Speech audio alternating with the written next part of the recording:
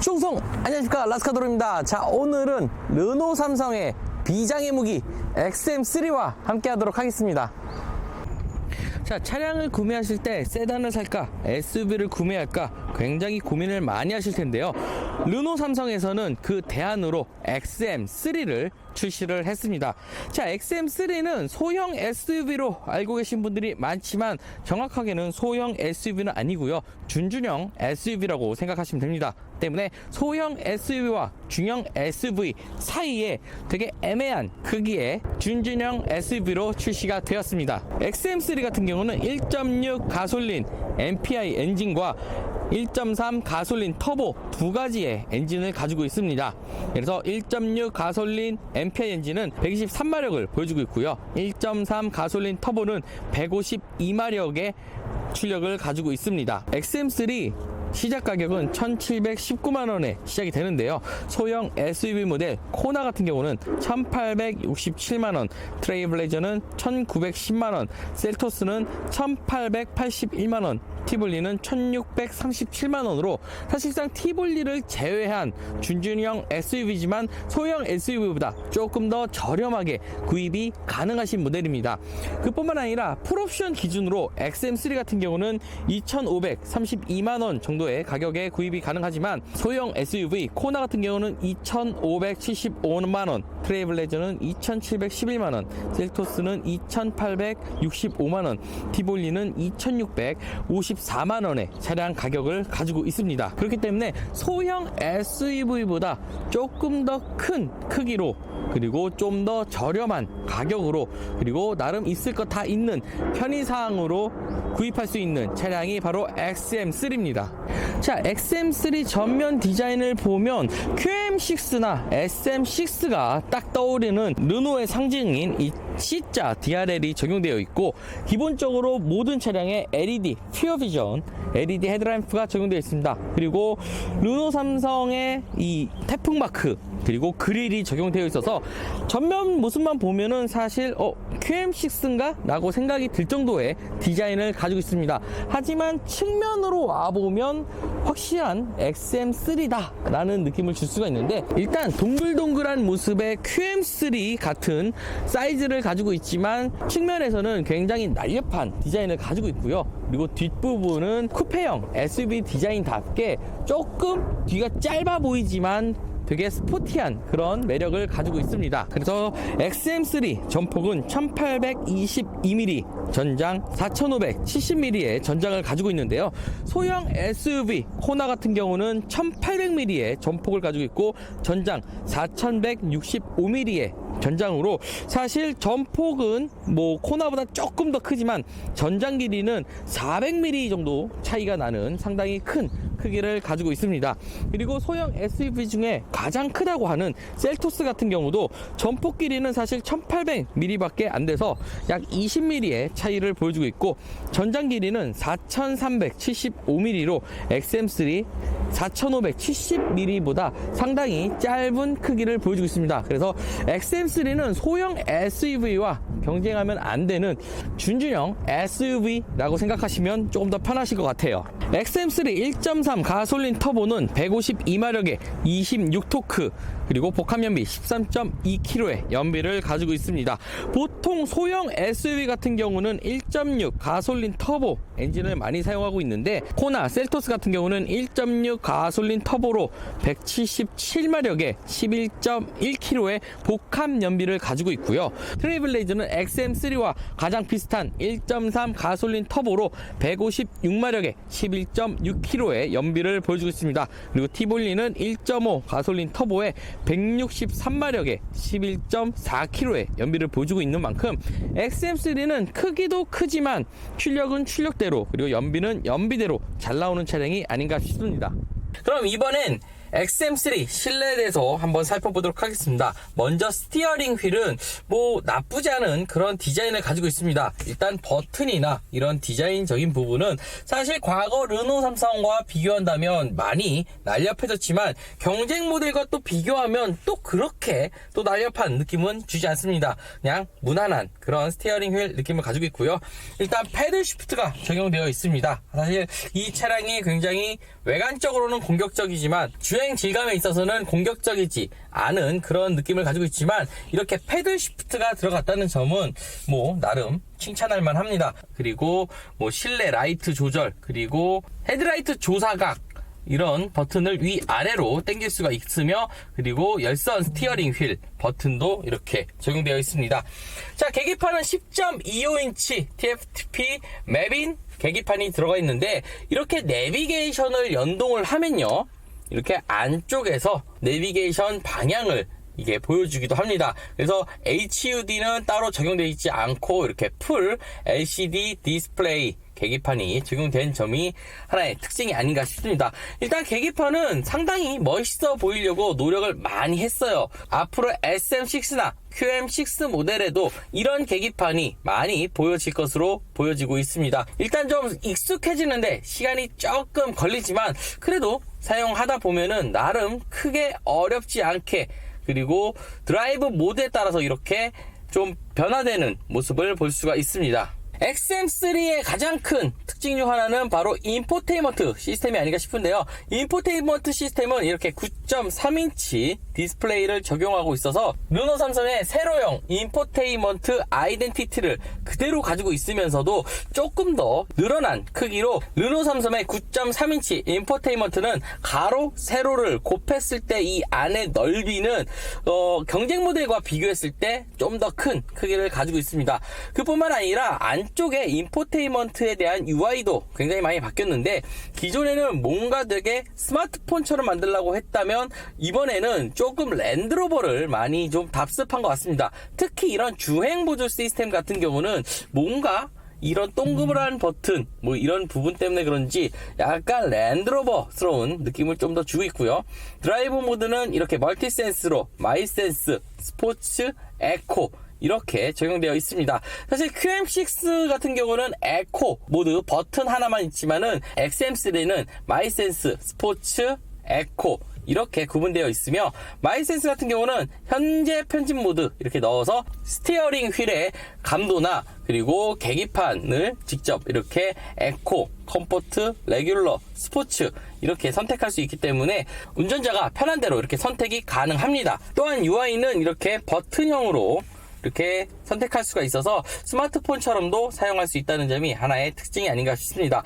자, 또 하나의 특징은 바로 버튼인데요. 이 하단 버튼 같은 경우는 굉장히 통일성을 잘 주고 있으며 운전자가 자주 사용하는 버튼들을 이렇게 하나로 모아놓은 것이 특징입니다. 하지만 이 버튼에 굉장한 단점이 하나 있는데, 바로 마이센스 버튼을 이렇게 눌러주면 멀티센스 이렇게 기능이 들어갑니다. 하지만 버튼을 눌렀을 때 이렇게 스포츠, 에코 이렇게 넘어가지가 않습니다. 무조건 직접 터치를 해줘야 된다는 게 하나의 단점인데, 왼쪽에 있는 이 버튼을 보면 헤드라이트 조사각을 조절하는 버튼은 아래, 위, 아래, 위 이런 식으로 되어 있어서 저 조사각을 조절할 수 있게 되어 있는데, 똑같이 생긴 버튼인데 멀티센스 같은 경우는 누르는 건 되는데 당기는 건 안 됩니다. 한마디로 눌렀을 때 자동으로 이렇게 멀티센스, 스포츠, 에코 이렇게 넘어가야 되는데 이 버튼을 눌러서만은 이게 바뀌지 않는다. 그 점이 굉장히 큰 단점이고요. 이 단점은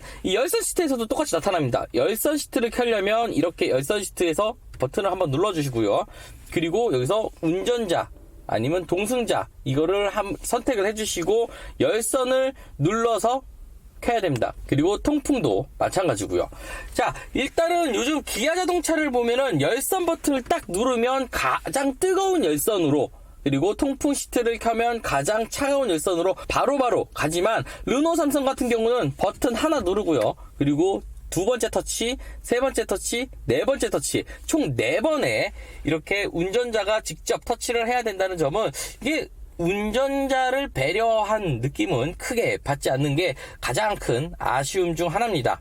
기존 SM6와 QM6에서 욕을 가장 많이 먹었던 이런 공조 시스템 같은 경우는 이렇게 다이얼 방식으로 통일감 있게 상당히 멋있게 디자인을 잘 해놨습니다. 때문에 앞으로 SM6와 QM6 같은 경우도 이런 공조 시스템을 가져가지 않을까라는 생각이 좀 들기도 합니다. 그리고 미션 같은 경우는 독일 게트락사의 7단 DCT 변속기를 장착을 했는데요. 이 부분은 제가 주행해서 좀 더 까보도록 하겠습니다. 또 실내 재밌는 특징 중 하나는 이렇게 스마트 키를 놓는 공간이 있는데 굳이 이 공간이 필요할까 라는 생각이 좀 들기도 하고요. 자, 또 하나의 또 아쉬운 점이 있다면 바로 송풍구입니다. 송풍구 같은 경우는 이런 9.3인치 인포테인먼트 시스템을 위해서 굉장히 많이 이렇게 축소를 해놓은 점이 좀 아쉽고요. 그리고 뭔가 이 조수석에 있는 대시보드 느낌이 좀 답답해 보이는 그런 느낌을 가지고 있습니다. 아니었으면 오히려 이 버튼을 눌렀을 때 이게 열려서 수납 공간을 넣어놨으면 참 칭찬해 줄 만한 그런 디자인이지만은 그런 아무런 이런 수납 공간이 없는 가운데 송풍구가 좀 너무 작아서 좀 답답해 보이는 그런 느낌을 또 주고 있습니다. 자, 그럼 2열을 한번 살펴보도록 하겠습니다. 2열 공간은, 자, 운전석은 앞으로 최대한 당겨놨고요. 그리고 조수석은 뒤로 최대한 좀 당겨놨는데, 자, 일단 앞으로 최대한 당겨놨을 때는 뭐 상당히 넓은 레그룸을 가지고 있지만, 조수석을 이렇게 뒤로 최대한 당겨놨을 때는 레그룸이 한 뼘도 나오지가 않아서 상당히 좀 작은 크기를 가지고 있습니다. 그래서 XM3 실내 같은 경우는 소형 SUV 그 정도 크기밖에 나오지 않고 있기 때문에 전장 길이에 비해서는 좀 다소 아쉬운 2열 공간을 가지고 있습니다. 하지만 트렁크 공간이 좀 더 넓기 때문에 그 부분에 위안을 좀 삼을 수 있을 것 같아요. 그리고 생각보다 걱정했던 이 헤드룸 같은 경우는 쿠페형 디자인이지만 나름 나쁘지 않고요. 성인 남성 기준으로는 키가 185cm 정도 이상이 되면 조금 천장이 닿을 수 있겠지만 그보다 키가 낮으신 경우에는 뭐 크게 어려움은 없습니다. 그리고 실내등 같은 경우는 이렇게 총 3개가 가운데 켜지는 것이 또 하나의 특징이고요. 그리고 뒤에는 이렇게 열선 시트가 적용되어 있고 2개 USB 포트가 적용되어 있습니다. 이 부분은 시거잭 같은데 이게 막아놨어요. 이걸 왜 막아놨는지 모르겠지만 수출형 때문에 그런가 이렇게 좀 막아놓은 그런 디자인으로 좀 아쉬움이 살짝 남고, 공조기 같은 경우도 뭔가 있어서 고맙지만은 옛날 스타일의 그런 느낌을 가지고 있습니다. 자녀가 어리다고 하면은 2열 공간이 뭐 크게 문제될 것 같지는 않지만 성인 4명이 타기는 조금 좁은 그런 크기를 가지고 있습니다. 자, 그럼 본격적으로 주행을 해보면서 XM3의 장점과 단점을 한번 더 이야기를 해보도록 하겠습니다. 자, 그럼 본격적으로 XM3 주행에 대해서 이야기해 보도록 하겠습니다. 일단 XM3 1.3 가솔린 터보와 7단 DCT 변속기를 가지고 있어서 152마력의 26토크의 출력을 가지고 있습니다. 일단 1.3 엔진에 소형 SUV보다 큰, 그리고 중형 SUV라고 하기에는 조금 뭔가 애매한 그런 크기를 가지고 있는 XM3인데요 1.3 가솔린 터보 디젤 엔진은 나오지 않고 오직 가솔린 엔진만 출시가 되었습니다.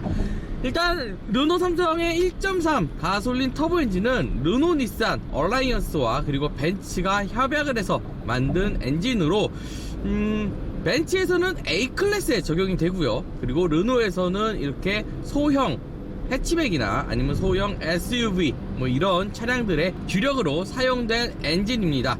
일단 하나하나 살펴보도록 하겠습니다. 먼저 스티어링 휠 용어죠. 저는 최근에 이제 스티어링 휠에 대해서는 많은 언급을 하지 않았는데 이번 XM3 스티어링 휠 같은 경우는 굉장히 차이가 큽니다. 드라이브 모드에 따라서 굉장한 큰 차이를 보여주고 있는데, 먼저 스티어링 휠은 컴포트, 레귤러, 스포츠 이렇게 3가지로 구성되어 있습니다. 그래서 컴포트 같은 경우는 보통 에코 모드에서 주력으로 사용되고 있고, 레귤러 모드는 그냥 노멀 모드 정도라고 생각하시면 됩니다. 그리고 스포츠 모드는 스티어링이 굉장히 하드해졌는데 다른 차량들, 다른 시승 차량들을 시승해보면 스포츠 모드라고 해서 아주 딱히 스티어링이 무거워지는 경우는 없었는데 XM3는 컴포트와 레귤러는 약간 비슷한 성향을 가지고 있지만 스포츠는 굉장히 하드한 스티어링 휠 느낌을 가지고 있습니다. 그래서 고속에서 컴포트 모드를 놓고 120km, 뭐 110km 이렇게 달리시면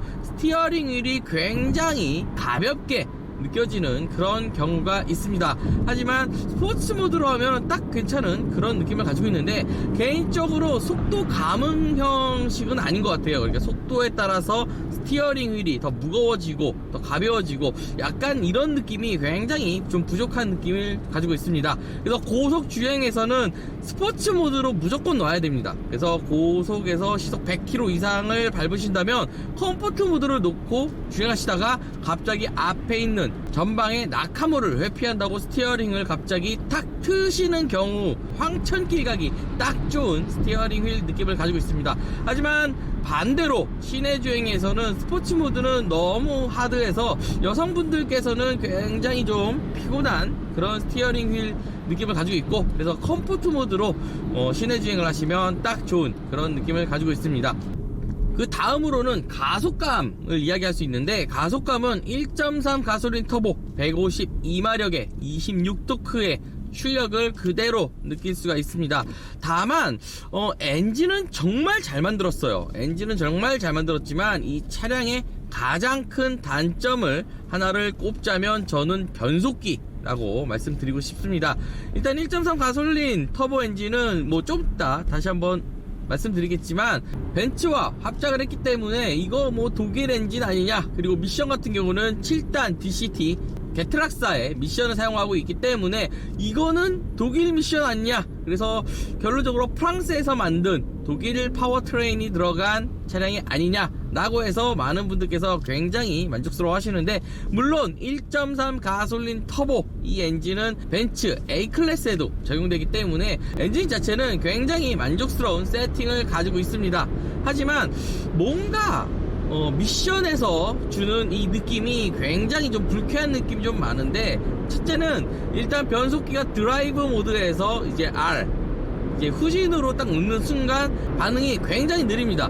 최근 출시된 차량 중에서 이렇게 드라이브 모드에서 뭐 후진이나 아니면 파킹 버튼에서 후진이나 뭐 이런 경우에 이렇게까지 느린 차량이 별로 없었는데, 이 차량 같은 경우는 변속기가 DCT 즉 듀얼 클러치 변속기임에도 불구하고 굉장히 느린 느낌을 주고 있습니다. 또한 정지 상태에서 출발을 했을 때 뭔가 굼뜨는 느낌, 그러니까 굼뜨는 게 천천히 출발하면서 속도가 붙는다의 굼뜸이 아니라 아예 정지해서 출발 움직이는 것 자체가 굼떠지는 그런 느낌을 가지고 있기 때문에 굉장히 좀 불쾌한 느낌을 주고 있어요. 그래서 악셀레이터가 좀 천천히 아주 부드럽게 넣는다고 했을 때, 그럴 때 느낌은 또 너무 느리게 가서 이 차량의 세팅이 뭔가 이상하다라는 생각이 좀 들기도 합니다. 그래서 사실 이 차량에 대한 단독 문제인가 생각을 했었는데, XM3 시승회 그리고 지금 시승차 이렇게 해서 총 두 번째 XM3를 타고 있는데, 두 차 모두 그런 거 보면은 이 차량 자체 세팅이 원래 이런 게 아닌가 라는 생각이 들기도 합니다. 르노 삼성의 QM6 차량 같은 경우는 무단 변속기 CVT 변속기를 사용했는데, 사실 저는 CVT 변속기도 그닥 그렇게 좋아하는 편은 아닙니다. 개인적으로 듀얼 클러치 미션을 좋아하기 때문에 QM6가 CVT를 넣었을 때 얘네도 이제 좀 듀얼 클러치 좀 넣었으면 하는데 라는 생각을 줬지만, 막상 듀얼 클러치 미션이 들어가고 보니까 CVT 미션이 얼마나 좋은 미션인지 다시 한번 알게 되는 그런 좀 뭔가 팀킬 아닌 팀킬을 하고 있는 그런 차량이 바로 XM3입니다. 자, XM3 같은 경우는 총 3가지 드라이브 모드를 가지고 있는데, 마이센스, 스포츠, 에코 이렇게 총 3가지 드라이브 모드를 가지고 있습니다. 일단 마이센스 같은 경우는 그냥 기본 노멀 모드라고 생각하시면 되는데, 현대자동차의 커스텀 모드쯤 생각하시면 될 것 같습니다. 그래서 파워트레인은 레귤러 모드, 그냥 중간적인 딱 모드를 가지고 있고, 여기에 스티어링 휠 그리고 계기판, 라이팅 설정 이 3가지를 조정할 수 있는 마이센스 모드를 가지고 있습니다. XM3 장점이자 또 하나의 단점은 바로 서스펜션입니다.